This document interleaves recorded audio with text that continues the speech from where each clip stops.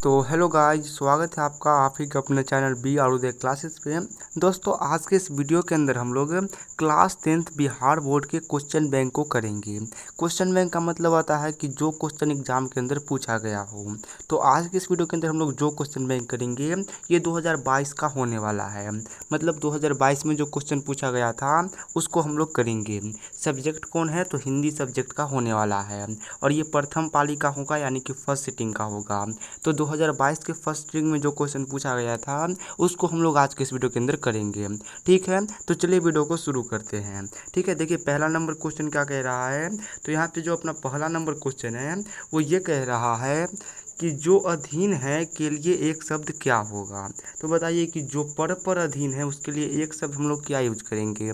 तो बहुत ही अच्छा क्वेश्चन है, ग्रामर के अंदर से है और आप लोग याद रखिएगा कि जो पर अधीन है उसके लिए क्या होगा शब्द, तो उसके लिए पराधीन होगा शब्द। ठीक है, तो इसका क्या हो जाएगा, option number B right answer हो जाएगा।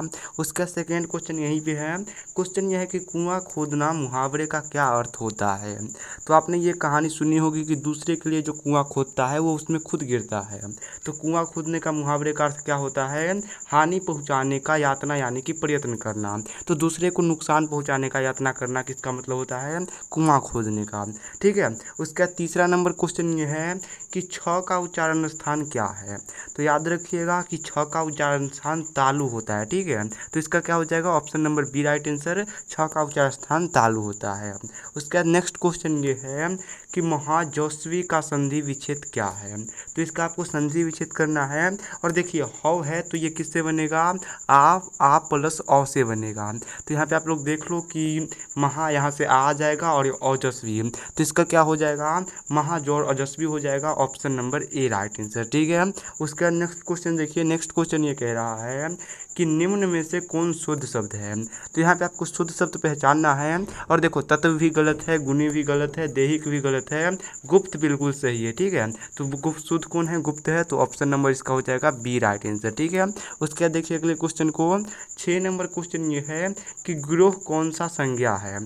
तो आपको बताना है कि जो गिरोह होता है ये कैसा संज्ञा होता है, द्रव्यवाचक होता है, भाववाचक होता है, समूहवाचक होता है या फिर व्यक्तिवाचक।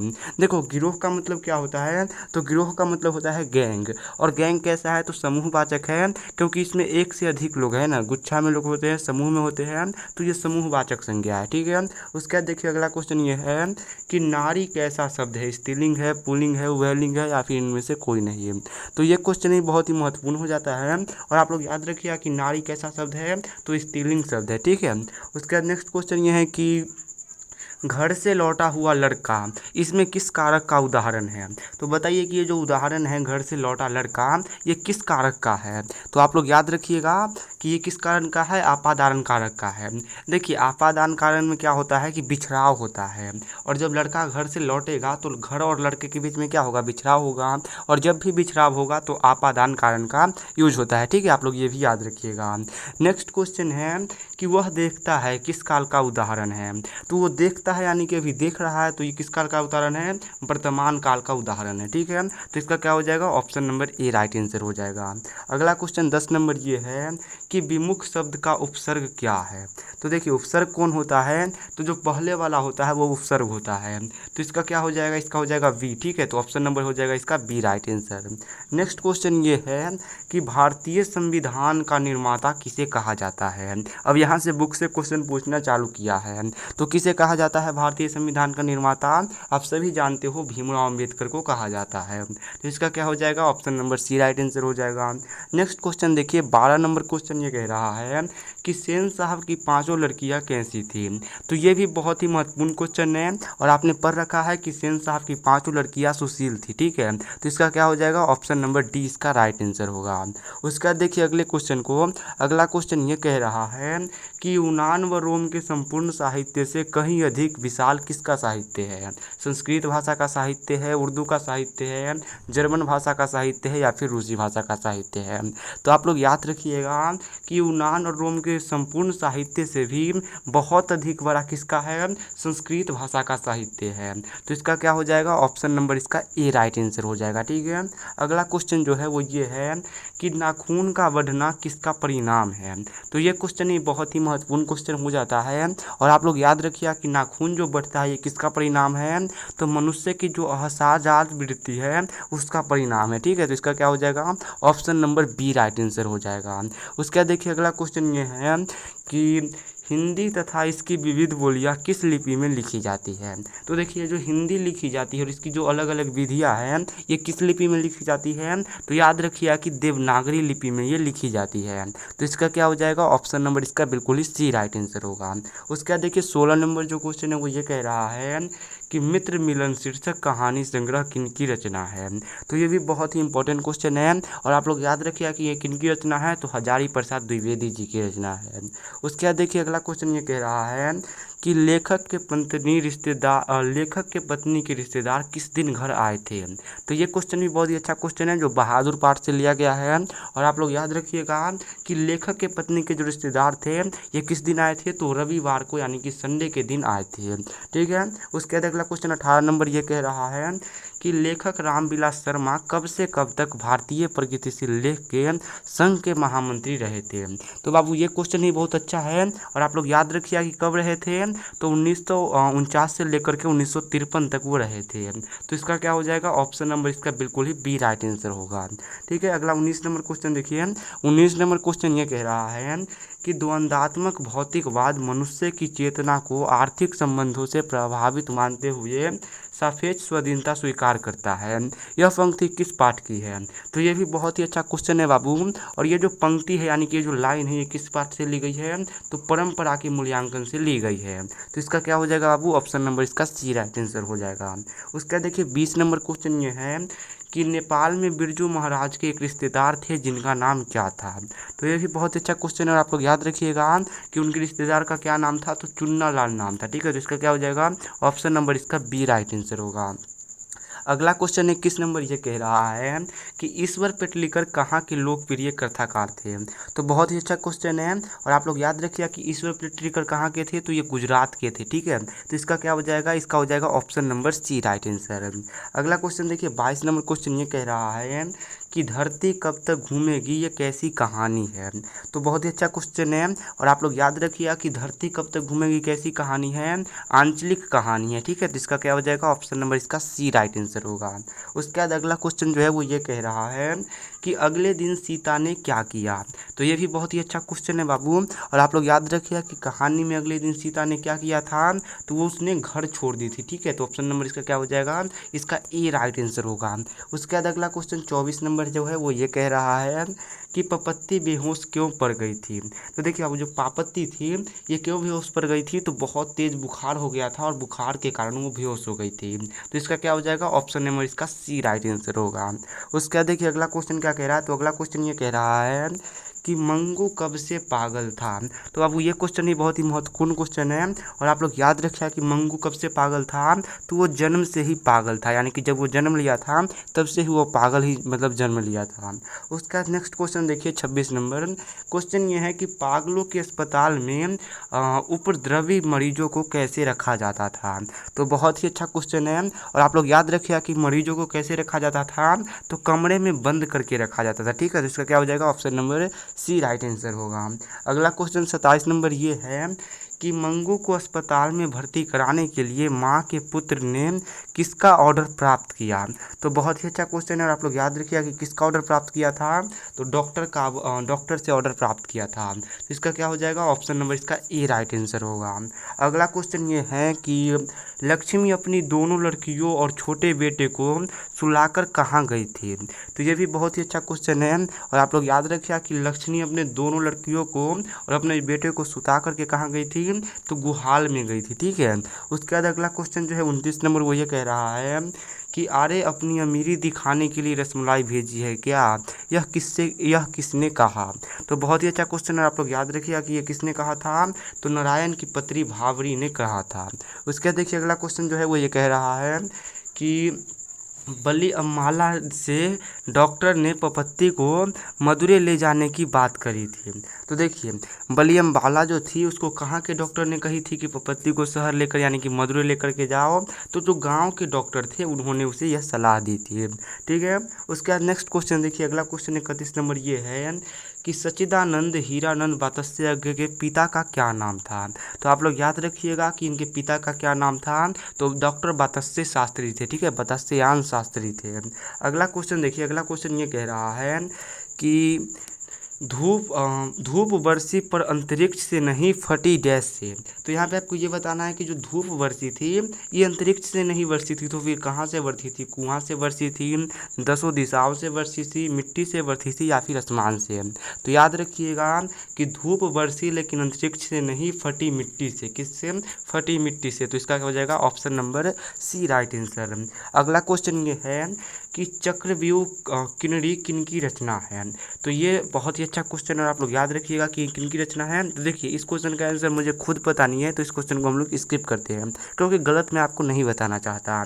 उसके बाद अगला क्वेश्चन जो है वो ये है कि कावित्री अनामिका के पिता का क्या नाम था। तो बहुत ही अच्छा क्वेश्चन है और आप लोग याद रखिएगा कि कावित्री जो अनामिका थी उनके पिता का क्या नाम था, श्यामानंद किशोर नाम था। तो इसका क्या हो जाएगा? ऑप्शन नंबर इसका सी राइट आंसर होगा। अगला क्वेश्चन ये है कि घरे सा लुढ़कता उसका घ किस पर आकर ठमक जाता। तो आपको यहाँ पे बताना है कि जो बच्चा होता है ये घुड़कता हुआ घ लिख लेता है लेकिन किस पर आकर के थमक जाता है। तो याद रखिएगा कि वो ड पर आकर के थमक जाता है, ठीक है। तो इसका क्या हो जाएगा? ऑप्शन नंबर इसका डी राइट आंसर हो जाएगा। अगला क्वेश्चन ये है कि लौट कर आऊँगा शीर्षक कविता किनकी रचना है। तो बहुत ही अच्छा क्वेश्चन है, आप लोग याद रखिएगा कि लौट कर आऊँगा जो शीर्षक कविता है ये किनकी रचना है? जीवंतना दास की रचना है। और एक और बात कि इसमें कवि कहाँ लौटने की बात करते हैं, तो इस कविता में जो कवि है ये पश्चिम बंगाल लौटने की बात करते हैं, ठीक है, ये भी पूछा जाता है। अगला क्वेश्चन ये है कि रैनन मनैया लिरके की काव्य शैली कैसी है। तो याद रखिएगा कि रैनन मनैया लिरके की काव्य शैली कैसी है, तो विवेचनात्मक है, ठीक है। ऑप्शन नंबर इसका हो जाएगा डी राइट आंसर। उसके बाद देखिए अगला क्वेश्चन को, अगला क्वेश्चन ये है कि कवि रैनन मनैया लिरके किसके चरणों में छाले पड़ जाने की बात करते हैं। तो देखिए जो कवि रैनन मनैया लिरके हैं ये किनके चरणों में छाले पड़ने की बात करते हैं, तो प्रभु के यानी कि भगवान के चरणों में छाले पड़ जाने की बात करते हैं। तो इसका हो जाएगा option number C right answer, no doubt. Next question की ओर देखिए, नेक्स्ट क्वेश्चन ये कह रहा है कि मेरे बिना तुम प्रभु शीर्षक कविता किस हिंदी कवि द्वारा भाषांतरित किया गया। तो देखिए मेरे बिना तुम कवि जो है ये जर्मन भाषा में लिखा गया था, तो इसको हिंदी में किसने अनुवाद किया वही पूछ रहा है। तो याद रखिए कि किसने अनुवाद किया, तो धर्मवीर भारती द्वारा अनुवाद किया गया था। तो इसका क्या हो जाएगा? Option number D right answer हो जाएगा। अगले क्वेश्चन को देखिए, अगला क्वेश्चन ये कह रहा है कि सर्दियों की ठंडी बूझी राख सुबह उठी मिट्टी सोने का ताज पहन इठलाती है, किस कविता की पंक्ति है। तो ये जो कविता की ये जो पंक्ति ली गई है यहाँ पे ये आपको बताना है कि ये किस कविता से ली गई है। तो आप लोग याद रखिएगा कि किससे ली गई है, तो ये जनतंत्र के जन्म से ली गई है, ठीक है। तो इसका क्या हो जाएगा? इसका हो जाएगा option number A right answer. और जनतंत्र का जन्म किसने लिखा है बाबू, तो अपने बिहार के ही एक कवि थे, अभी मुझे उनका नाम याद नहीं, बहुत ही फेमस कवि है, ठीक है, बेगूसराय के थे। उसके बाद अगला क्वेश्चन देखिए 41 नंबर क्वेश्चन ये कह रहा है कि बलिन अव और अभिन्यो के बीच कौन सी नदी आती थी।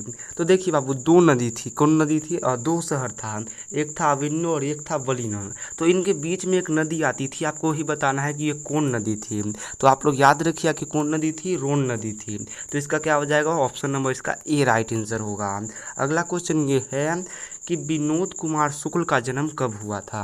तो बहुत ही अच्छा क्वेश्चन है और आप लोग याद रखिएगा कि विनोद कुमार शुक्ल का जन्म कब हुआ था, तो 8 जनवरी 1938 को हुआ था। तो इसका क्या हो जाएगा? ऑप्शन नंबर इसका सी राइट आंसर होगा। अगला क्वेश्चन ये है कि मछली छीनने की कोशिश कौन कर रहा था। तो बहुत ही अच्छा क्वेश्चन है और आप लोग याद रखिएगा कि जो मछली है उसको छीनने की कोशिश कौन कर रहा था, तो जो भग्गू, यहाँ पे भग्गू हो जाएगा, ये मग्गू नहीं भग्गू हो जाएगा, वो कर रहा था। तो इसका क्या हो जाएगा? ऑप्शन नंबर सी होगा। और अगर भग्गू आंसर नहीं हुआ तो इसका आंसर ऑप्शन नंबर डी होना चाहिए, यानी कि सत्तू, ठीक है। उसके बाद अगला क्वेश्चन ये है कि द्वयोधि पर अल्प शीर्षक काव्य संग्रह किनकी रचना है। तो ये भी मुझे इसका आंसर पता नहीं है, तो इसका हम लोग आंसर नहीं करेंगे। बढ़ते हैं अगले क्वेश्चन की ओर। अगला क्वेश्चन ये कह रहा है कि अरब देश में फूंक कर बजाए जाने वाले वाद्य यंत्र जिसमें नाड़ी यानी कि रीढ़ होती है उसे क्या कहते हैं। तो आप लोग याद रखिए कि उसे क्या कहते हैं, उसे हम लोग कहते हैं नय, ठीक है। सॉरी, इसे हम लोग नय नहीं कहते, उसे हम लोग कुछ नहीं कहते हैं, उसे हम लोग क्या बोलते हैं, जो बिस्मिल्लाह खा बजाते थे, क्या तो उसका नाम था, वही बोलते हैं हम लोग उसे, ठीक है। नेक्स्ट क्वेश्चन देखिए। नेक्स्ट क्वेश्चन ये है कि गांधी जी की स्मृति में पूरा राष्ट्र किस तारीख को उनकी जयंती मनाता है। तो गांधी जी की जयंती हम लोग कब मनाते हैं, तो हर साल हम लोग 2 अक्टूबर को मनाते हैं। तो इसका क्या हो जाएगा, ऑप्शन नंबर इसका हो जाएगा बी राइट आंसर, ठीक है। आप लोग याद रखिएगा। अगला क्वेश्चन देखिए, जो 47 नंबर क्वेश्चन है वो ये है कि मेरा ख्याल है कि अगर व्यक्तित्व का चरित्र निर्माण करने में हम सफल हो जाएंगे तो समाज अपना काम संभाल लेगा। यह किसका विचार है। तो ये बहुत ही अच्छा विचार है और आप लोग याद रखिएगा कि ये महात्मा गांधी का विचार है, ठीक है। उसके बाद अगला क्वेश्चन देखिए। अगला क्वेश्चन ये कह रहा है कि काशी में मरना भी क्या माना गया है। तो एक काशी शहर है और काशी में अगर आप लोग मरते भी हो तो उस मरण को भी हम लोग मंगल यानी कि बहुत अच्छा मानते हैं। तो इसका क्या हो जाएगा, इसका हो जाएगा ऑप्शन नंबर इसका डी राइट आंसर। अगला क्वेश्चन जो है 49 नंबर, वो ये कह रहा है कि यतीन्द्र मिश्र ने गीतकार गुलजार की कवियों का संपादन किस नाम से किया था। तो याद रखिए इसे किस नाम से किया था, गिरजा नाम से किया था। अगला क्वेश्चन देख लीजिए। अगला क्वेश्चन ये है कि मछली शीर्षक कहानी में मछली और गोश्त कौन खाता था। तो आप लोग याद रखिए कि ये जो कहानी है मछली, इसमें गोश्त कौन खाता था, तो गोश्त सिर्फ और सिर्फ पिताजी खाते थे, ठीक है। तो इसका क्या हो जाएगा, option number B right answer. और क्वेश्चन पूछेगा कि मसाला कौन पीस रही थी, तो मसाला माँ पीस रही थी, ठीक है। उसके बाद देखिए अगले क्वेश्चन को। अगला क्वेश्चन ये है कि ध का उच्चारण स्थान क्या है। तो देखिए त थ ध ध, तो इसका क्या होता है, इसका होता है आप लोग याद रखिए काटो मुर्गा। इसका होता है क्या, इसका होता है काटो मुर्गा दांत, इसका होता है दांत से, ठीक है। इसका क्या हो जाएगा, दांत से होता है इसका उच्चारण स्थान। उसके बाद नेक्स्ट क्वेश्चन ये है कि एक ध्वनि जब 2 व्यंजनों से संयुक्त हो जाए तब वो क्या कहलाती है। तो आप लोग याद रखिए क्या कहलाती है, वो संयुक्त ध्वनि कहलाती है, ठीक है। उसके बाद नेक्स्ट क्वेश्चन ये है कि नाविक का संधि विच्छेद क्या होगा। तो देखिए नाविक का संधि विच्छेद क्या होगा, ना जोड़ आविक होगा, ठीक है। ना जोड़ विक होगा, सिंपल सा, आविक वगैरह नहीं होगा। अगला क्वेश्चन ये है कि निम्न में से शुद्ध शब्द कौन है। तो आपको यहाँ पे शुद्ध शब्द आप लोग को पहचानना है। और देखिए हितैषी भी शुद्ध है क्योंकि इधर से होना चाहिए था, हासिल भी शुद्ध है, हिंग भी अशुद्ध है, लेकिन जो सौहार्द है ये बिल्कुल ही शुद्ध शब्द है। तो इसका क्या हो जाएगा, इसका हो जाएगा option number C right answer. व्याकरण से क्वेश्चन पूछा गया है। अगला क्वेश्चन ये है कि निम्न में से कौन योजक चिन्ह है। तो बहुत ही अच्छा क्वेश्चन है। और योजक चिन्ह जो आप लोग बीच में से डाल देते हो 2 के, तो वही योजक होता है जो कि यहाँ पे ऑप्शन नंबर सी में है। अगला क्वेश्चन ये है कि अक्टूबर कौन सा संज्ञा है। तो देखो अक्टूबर अगर हम लोग बोलते हैं तो वो कौन सा संज्ञा है, तो अक्टूबर एक नंबर का पूरा मतलब व्यक्तिवाचक संज्ञा, इससे एक व्यक्ति का पूरा पहचान होता है, ठीक है। अगला क्वेश्चन देखिए। अगला क्वेश्चन ये है कि सुख शब्द का कौन सा लिंग है। तो जो सुख है वो कौन होता है बाबू, तो आप लोग याद रखिएगा कि वो सुखी है, यानी कि सुख जो है स्त्रीलिंग होता है। अगला क्वेश्चन जो है वो ये है कि लोग ने चोर को मारा किस कारक का उदाहरण है। तो देखो लोगों ने, कर्ता ने किसको मारा, तो कर्ता ने कर्म को, यहाँ पे जो को है ये क्या हो जाएगा, कर्म कारक हो जाएगा। अगला क्वेश्चन जो है वो ये है कि भिक्षा किसका शब्द है, भिक्षा या फिर शिक्षा है। तो देखिए भिक्षा जो होता है ये किसका शब्द होता है, तो ये होता है बाबू आप लोग याद रखिएगा, ये कैसा होता है, तद्भव होता है। नेक्स्ट क्वेश्चन ये है कि बाघ शब्द किसका रूप है, बाघ का स्त्रीलिंग क्या हो जाएगा, तो बाघ का स्त्रीलिंग हो जाएगा बाघिन, ठीक है। उसके बाद नेक्स्ट क्वेश्चन देखिए ये है कि उदय का विशेषण क्या है। तो उदय का जो विशेषण हो जाएगा यह उदित हो जाएगा, ठीक है। नेक्स्ट क्वेश्चन ये है कि पानी कौन सा संज्ञा है। तो पानी द्रव के रूप में होते हैं तो ये द्रववाचक संज्ञा हो जाएगा। अगला क्वेश्चन देखिए। अगला क्वेश्चन ये है कि पीताम्बर का संधि विच्छेद क्या होगा। तो याद रखिएगा इसका क्या हो जाएगा, पीत जोड़ अंबर होगा, ठीक है। तो इसका हो जाएगा option number C right answer. अगला क्वेश्चन ये है कि संयोग का विलोम क्या होता है। तो संयोग का उल्टा शब्द होता है वियोग। उसके बाद नेक्स्ट क्वेश्चन देखिए। नेक्स्ट क्वेश्चन ये है कि छत से उतरी हुई लता किस कारक का उदाहरण है। तो देखिए यहाँ पे छत और लता के बीच बिछड़ाव हो रहा है, तो ये आपादान कारक हो जाएगा, option number A. Next question ये है कि श्रीनिवास जी का जन्म कहाँ हुआ था। तो याद रखिएगा कि श्रीनिवास जी जो थे इनका जन्म कोलार कर्नाटक में हुआ था। अगला क्वेश्चन जो है वो ये कह रहा है कि लड़का अगर कुछ उधम करता है तो उसे मना करने का हक मुझे नहीं है, यह किसने कहा। तो आप लोग याद रखिएगा कि ये लाइन किसने कहा था, तो ये लाइन नजम्मा ने कहा था।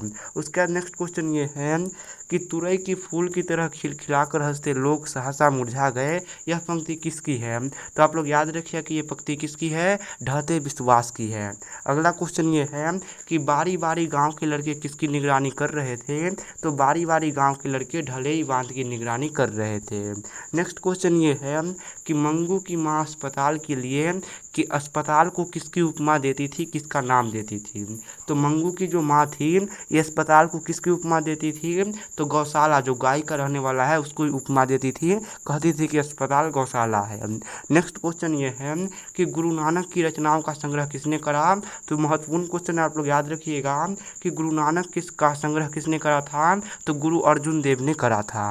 उसके बाद नेक्स्ट क्वेश्चन ये है कि वाणी कब विष के समान हो जाती है। तो राम नाम के बिना वाणी विष के समान हो जाती है। अगला क्वेश्चन ये है कि कवि रसखान किस वंश में उत्पन्न हुए। तो याद रखिएगा कि कवि रसखान जो थे ये पठान राजवंश में उत्पन्न हुए थे। अगला क्वेश्चन जो है वो ये कह रहा है कि प्रतिम नंद किशोर जा दीन तेरे नैनी मन पावन चीज चोर पटक लकलिको, यह किसका पंक्ति है। तो आप लोग याद रखिएगा कि ये किसका पंक्ति है, प्रेमयिनी श्री राधिका का पंक्ति है। अगला क्वेश्चन जो है वो ये है कि धनानंद रचि अत्यंत प्रसिद्ध क्या है। तो जो धनानंद थे उनके जो अत्यंत प्रसिद्ध थे वो क्या थे, तो उनका सवैया और धनाधारी जो थे ये सबसे ज़्यादा प्रसिद्ध था। अगला क्वेश्चन ये है कि बृहलीला किनकी रचना है। तो याद रखिएगा कि बृहलीला किनकी रचना है, धनानंद की रचना है। नेक्स्ट क्वेश्चन ये कह रहा है कि बद्रीनारायण चौधरी प्रेम घन की रचना किस नाम से संग्रहित है। तो आप लोग याद रखिए किस नाम से संग्रहित है, प्रेम घन स्वर्गवश से रचित है। नेक्स्ट क्वेश्चन ये है कि युगवाणी किसकी काव्य कृति है। तो बहुत ही अच्छा क्वेश्चन, और आप लोग याद रखिए कि युगवाणी किसकी काव्य कृति है, तो सुमित्रानंद पंत की है। ठीक है।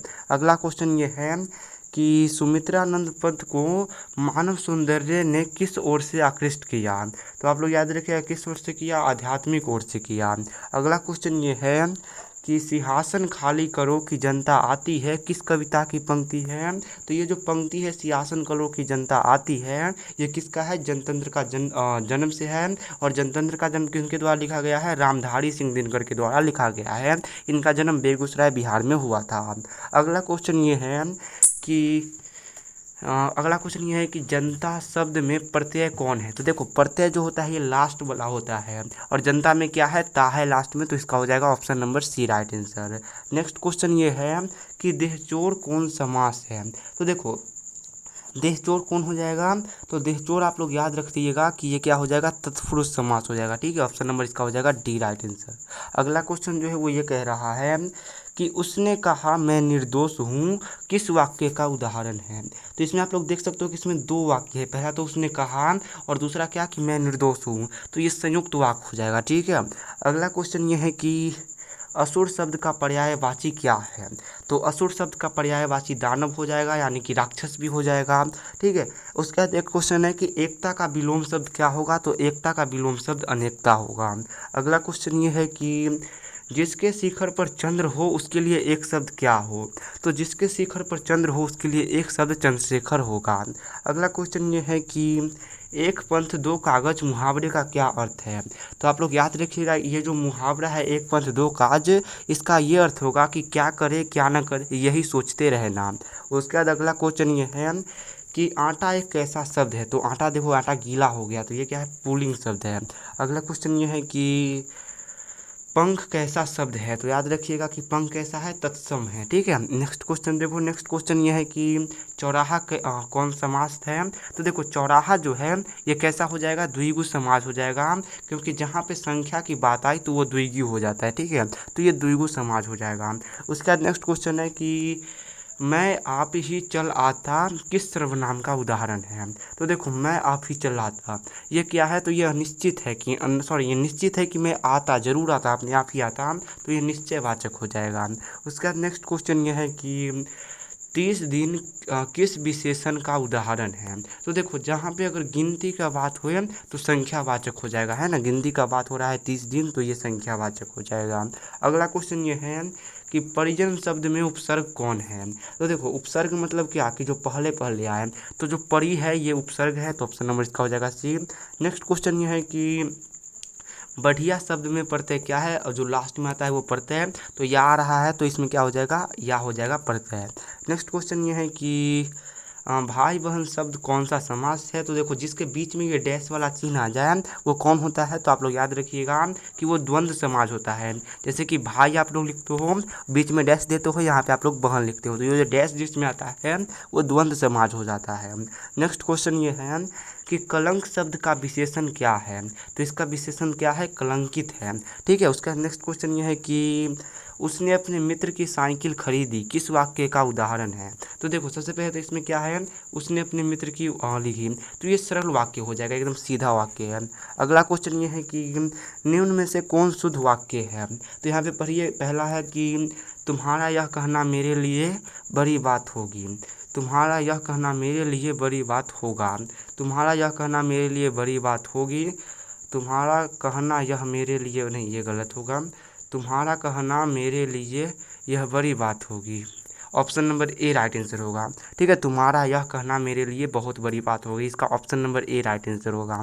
नेक्स्ट क्वेश्चन ये है कि अयोध्या के राजा दशरथ के 4 पुत्र थे, किस पदवंश का उदाहरण है। तो देखो ये मुझे खुद नहीं आता, तो इसको छोड़ दो। नेक्स्ट क्वेश्चन जो है वो ये है कि कपड़ा का पर्यायवाची क्या होगा।